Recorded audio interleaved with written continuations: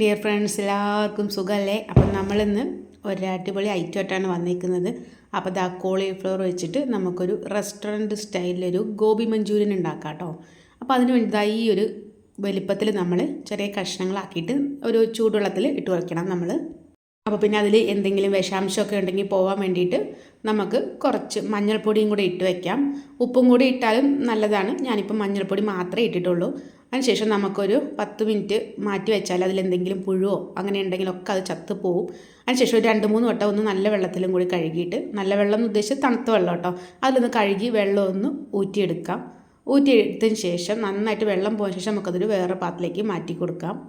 അതിനുശേഷം ഇതിന് വേണ്ടി നമുക്ക് വറുത്തെടുക്കുമ്പം ഒരു മിക്സ് ചേർത്ത് കൊടുക്കണം. അതിന് വേണ്ടിയിട്ട് നമുക്കിത് ഒരു 2 ടീസ്പൂണോളം കോൺഫ്ലവർ ഇട്ട് കൊടുക്കാം. അതിനുശേഷം അതിന് പാകത്തിനുള്ള ഒരു 1/2 ടീസ്പൂണോളം ഉപ്പിട്ട് കൊടുക്കാം. പിന്നെ നമ്മൾ ഇതിലോട്ട് ചേർത്ത് കൊടുക്കുന്നത് ഒരു ടീസ്പൂണോളം കുരുമുളക് പൊടിയാണ്. അതും കൂടി ചേർത്തിട്ട് നമുക്ക് നന്നായിട്ട് ഒന്ന് മിക്സ് ചെയ്തിട്ട് നമുക്കിത് കുറച്ച് സമയം ഒന്ന് മാറ്റി വയ്ക്കാനുള്ളതാട്ടോ. ഇപ്പോൾ തന്നെ നമ്മളിത് വറുത്തെടുക്കുന്നില്ല. ഈ മിക്സ് ഒന്ന് പിടിക്കാൻ വേണ്ടിയിട്ട് നമുക്കൊരു അരമണിക്കൂറോളം നമുക്ക് നേരെ ഫ്രിഡ്ജിലോട്ട് മാറ്റി വയ്ക്കണം. നമ്മളൊരു മീഡിയം സൈസിലുള്ള കോളിഫ്ലവർ ആട്ടോ എടുത്തേക്കുന്നത്. ഒരുപാട് വലിപ്പമൊന്നും ഉണ്ടായിരുന്നില്ല. ഇനി നമുക്ക് അതിന് വേണ്ടിയിട്ട് ഇത് വറുത്തെടുക്കാൻ വേണ്ടി വേറൊരു മിക്സ് കൂടി തയ്യാറാക്കേണ്ടതുണ്ട്. അപ്പോൾ അതിന് വേണ്ടിയിട്ട് നമ്മളൊരു 1/2 കപ്പ് മൈദയും അതിൻ്റെ പകുതി കോൺഫ്ലവറും, നമ്മൾ എത്രയാണോ മൈദ എടുക്കുന്നത് അതിൻ്റെ പകുതി കോൺഫ്ലവറും കൂടി എടുത്തിട്ടുണ്ട്. പിന്നെ നമുക്ക് അതിലേക്ക് വേണ്ടത് ഇഞ്ചിയും വെളുത്തുള്ളിയും കൂടി ഒന്ന് ചതച്ചെടുത്തതാണ്, അതും കൂടി ഇട്ട് കൊടുത്തിട്ടുണ്ട്. ഇനി നമുക്ക് ഇതിലേക്ക് ചേർക്കേണ്ടത് ഉപ്പാണ്. അപ്പോൾ നമ്മൾ എല്ലാ മിക്സിലും ഉപ്പ് ചേർക്കുന്നുണ്ട്. അപ്പോൾ ആ മിക്സിന് പാകത്തിനുള്ള ഉപ്പ് മാത്രം നമ്മൾ ചേർത്ത് കൊടുത്താൽ മതി. ഒരുപാട് ഉപ്പ് ഏറിപ്പോവണ്ട. ഇനി നമുക്കിതൊന്ന് മിക്സ് ചെയ്തെടുക്കാം. അതിനുശേഷം നമുക്ക് കുറേശ്ശെ വെള്ളം ഒഴിച്ചിട്ട് കട്ടയൊന്നും ഇല്ലാതെ നമുക്ക് ഈ മൈദയും അതേപോലെ ഈ കോൺഫ്ലവറും എല്ലാം കൂടി ഒന്ന് മിക്സ് ചെയ്തിട്ട് എടുക്കാം കേട്ടോ. ആദ്യം തന്നെ നമ്മൾ ഒരുപാട് വെള്ളം ഒഴിച്ചു കൊടുക്കരുത്. ഒരുപാട് വെള്ളം ഒഴിക്കുമ്പോൾ നന്നായിട്ട് ലൂസായി പോകും. ലൂസായി പോയി കഴിഞ്ഞാൽ നമ്മൾ ഈ കോൺഫ്ലവർ അല്ല കോളിഫ്ലവർ ഇടുമ്പോൾ നന്നായിട്ട് അത് മിക്സ് ആവാതെ ലൂസായി പോകും കേട്ടോ. നമ്മൾ വെളിച്ചെണ്ണയിലിട്ട് ഇടുമ്പോഴേക്കും അത് ലൂസായി പോകും. അപ്പോൾ ആ ഒരു കറക്റ്റ് പരുവം ഞാൻ കാണിച്ചു തരാം. ആ ഒരു രീതിയിൽ നമുക്കിതൊന്ന് മിക്സ് ചെയ്തെടുക്കണം. കണ്ടില്ലേ, ഈ ഒരു പരുവത്തിലാട്ടോ വേണ്ടത്. അതിനുശേഷം നമുക്ക് ഇതൊന്ന് നമുക്കിതിലേക്ക് ഇട്ട് കൊടുക്കാം. അരമണിക്കൂർ നമ്മൾ മിക്സ് ചെയ്ത് വെച്ചിട്ടുണ്ടായിരുന്നില്ലേ ഫ്രിഡ്ജിൽ. അപ്പോൾ അത് നമുക്ക് നന്നായിട്ട് ഈ മസാല എല്ലാം ഈ കോൺഫ്ലവറും അതേപോലെ ഈ മൈദയും എല്ലാം കൂടി ഒന്ന് നന്നായിട്ടൊന്ന് മിക്സ് ആകുന്നവരൊന്ന് ഇളക്കി കൊടുക്കാം കേട്ടോ. ഇതിന് ശേഷം നമ്മൾ ഒരുപാട് സമയമൊന്നും റെസ്റ്റ് ചെയ്യാൻ വെക്കേണ്ടതില്ല. ജസ്റ്റ് ഒന്ന് മിക്സ് ചെയ്ത് എല്ലാ ഭാഗത്തും ആയ ശേഷം നമുക്ക് നേരെ ഇത് ഫ്രൈ ചെയ്തെടുക്കാം. ഞാനിവിടെ വെളിച്ചെണ്ണയിലാട്ടോ ഫ്രൈ ചെയ്തെടുക്കാൻ പോകുന്നത്. അപ്പം നമുക്ക് ഇതുപോലൊരു പാൻ ചൂടാകുമ്പോൾ വെളിച്ചെണ്ണ ഒഴിച്ചു കൊടുക്കാം. പെട്ടെന്ന് നമുക്ക് ഫ്രൈ ആയി കിട്ടും കേട്ടോ. ഒരുപാട് സമയമൊന്നും നമ്മൾ ഫ്രൈ ചെയ്തെടുക്കേണ്ട ആവശ്യമില്ല. പിന്നെ ഈ റെസിപ്പി എന്ന് പറഞ്ഞാൽ എപ്പോഴും നമുക്ക് ചൂടോടുകൂടി കഴിക്കാനാവും ടേസ്റ്റ് ഉണ്ടാവുക. നമ്മൾ തണുത്ത് കഴിഞ്ഞാൽ ഈ കോൺഫ്ലവറൊക്കെ അങ്ങോട്ടൊരു പശപ്പ് വരും. അതുകൊണ്ട് നമ്മൾ എപ്പോഴും ഇത് നമ്മൾ കഴിക്കാനാവുമ്പോൾ മാത്രം ഇത് ഉണ്ടാക്കുന്നതാവും കേട്ടോ നല്ലത്. നമ്മൾ ഫസ്റ്റ് ട്രിപ്പ് ഇട്ടത് കണ്ടില്ലേ, ഏകദേശം സെറ്റായി വന്നിട്ടുണ്ട്. നമ്മൾ മറിച്ചിട്ടൊക്കെ കൊടുത്തിട്ടുണ്ട്. ഒരു സൈഡ് മുരിഞ്ഞ് വരുമ്പോഴേക്കും നമുക്ക് അപ്പുറത്തേക്ക് മറിച്ചിട്ട് കൊടുത്താൽ മതി. നമ്മളിത് മുഴുവനും പൊരിച്ചെടുത്തിട്ടുണ്ട് കേട്ടോ. നമുക്ക് വേണമെങ്കിൽ ഇതേപോലെ പിന്നെ ലാസ്റ്റത്തെ മസാല മാത്രം പിന്നീട് ഉണ്ടാക്കാം. അതുപോലെ ഇത് ഫ്രൈ ചെയ്തിട്ട് വേണമെങ്കിൽ നമുക്ക് ഫ്രിഡ്ജിലെടുത്ത് വെച്ചാൽ പിന്നീട് ഉണ്ടാക്കാം കേട്ടോ.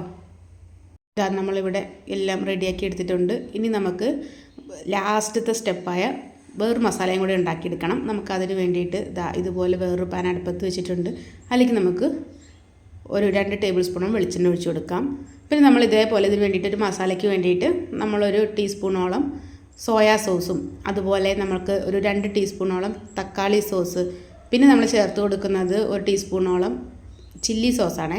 അത് ചില്ലി ഇല്ലയെന്നുണ്ടെങ്കിൽ കുഴപ്പമൊന്നുമില്ല, നമ്മൾ പച്ചമുളകൊന്ന് ചതച്ച് ഇട്ട് കൊടുത്താലും മതി. ഇനി നമുക്കിതിലേക്ക് വേണ്ടത് ഒരു ടേബിൾ സ്പൂണോളം കോൺഫ്ലവറാണ്. അതും കൂടി ഇട്ട് കൊടുത്തിട്ട് നമുക്ക് ഈ മിക്സ് ഒന്ന് നന്നായിട്ടൊന്ന് ഇളക്കി കൊടുക്കണം. കട്ടയൊന്നും ഇല്ലാതെ നമുക്കിതൊന്ന് ഇളക്കിയെടുക്കണം കേട്ടോ. പിന്നെ നമുക്കതിലേക്കൊരു 2 ടീസ്പൂണോളം സുർക്ക ചേർത്ത് കൊടുക്കാം. ഇത് നമ്മളിങ്ങനെ ഇളക്കി കൊടുത്തുകൊണ്ടേ കട്ടയില്ലാതെ ഒന്ന് നന്നായിട്ടൊന്ന് മിക്സ് ചെയ്യണം. അതിനുശേഷം നമുക്കിതിലേക്ക് കുറച്ച് വെള്ളം കൂടി ഒഴിച്ചു കൊടുക്കണം കേട്ടോ. അതിന് മുമ്പ് തന്നെ നമ്മൾ ഇതുപോലെ ഒന്ന് കട്ടയില്ലാതെ ഒന്ന് മിക്സ് ചെയ്തെടുക്കണം. അതിനുശേഷം നമുക്ക് ഒരു 1/4 കപ്പോളം വെള്ളം നമ്മളിപ്പോൾ ഒഴിച്ചു കൊടുത്തിട്ടുണ്ട്. ആ വെള്ളം പോലെ നമുക്ക് കുറച്ചുകൂടി വെള്ളം ഇതിലേക്ക് ഒഴിച്ചു കൊടുക്കണം.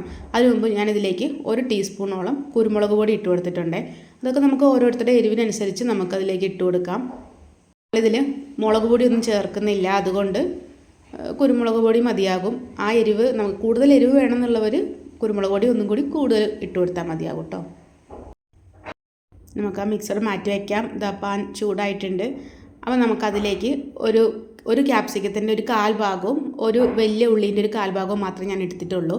അത് രണ്ടും കൂടി നമുക്ക് ഇതേപോലെ ഒന്ന് അരിഞ്ഞെടുത്തിട്ട് നമ്മുടെ ചൂടായ എണ്ണയിലേക്ക് ഒന്ന് ഇട്ട് കൊടുത്തിട്ട് ഒന്ന് ഇളക്കിയെടുക്കാം കേട്ടോ. ഇത് നമ്മൾ ഒരുപാടങ്ങ് മൊരിച്ചെടുക്കേണ്ട ആവശ്യമില്ല, ജസ്റ്റ് ഒന്ന് വാടി വന്നാൽ മതി. അതിലേക്ക് ബാക്കിയുള്ള നമ്മൾ ഇഞ്ചി വെളുത്തുള്ളി പേസ്റ്റ് ഉണ്ടല്ലോ, അത് നമ്മൾ ഇട്ട് കൊടുത്തിട്ടുണ്ട്. 1 ടീസ്പൂണോളം മതിയാകും. അതിലേക്ക് നമ്മൾ മല്ലിയില ചേർത്ത് കൊടുക്കുന്നുണ്ട്. ഇനി നമുക്ക് ഇതിലേക്ക് പാകത്തിനുള്ള ഉപ്പ് ചേർത്ത് കൊടുക്കണം. ഈ മസാലയ്ക്ക് ഉപ്പില്ല, അപ്പോൾ നമ്മൾ ഉപ്പ് എപ്പോഴും ശ്രദ്ധിക്കണം. കാരണം നമ്മൾ സോയാ സോസൊക്കെ ചേർക്കുന്നതുകൊണ്ട് അതിലും ഉപ്പുണ്ടാവും. അപ്പോൾ അത് നോക്കിയിട്ട് വേണം നമ്മൾ ചേർത്ത് കൊടുക്കാൻ. ഞാൻ ഇതിലേക്ക് ഒരു 1/2 ടീസ്പൂണോളം ഉപ്പ് ഇട്ട് കൊടുത്തിട്ടുള്ളൂ കേട്ടോ. ഇത് ഏകദേശം നന്നായിട്ടൊന്ന് വാടി വന്നിട്ടുണ്ട്. ഞാൻ ഇതിലേക്ക് സാധാരണ എല്ലാവരും നമ്മളിതിലേക്ക് കളർ ചേർക്കുന്നുണ്ട്. നമ്മൾ വാങ്ങുന്ന ഗോബി മഞ്ചൂരിയൻ കണ്ടില്ലേ, നല്ല കളറായിരിക്കും. പക്ഷേ ഞാൻ എന്തായാലും ഇതിൽ കുറച്ച് കാശ്മീരി മുളക് പൊടിയായിട്ട്, നല്ല കളറുള്ള കാശ്മീരി മുളക് പൊടിയാണ്. അപ്പോൾ എരിവില്ല, കളറേ ഉണ്ടാവുള്ളൂ. അപ്പോൾ ഞാൻ അതൊന്ന് ചേർത്ത് കൊടുത്തിട്ടുണ്ട്.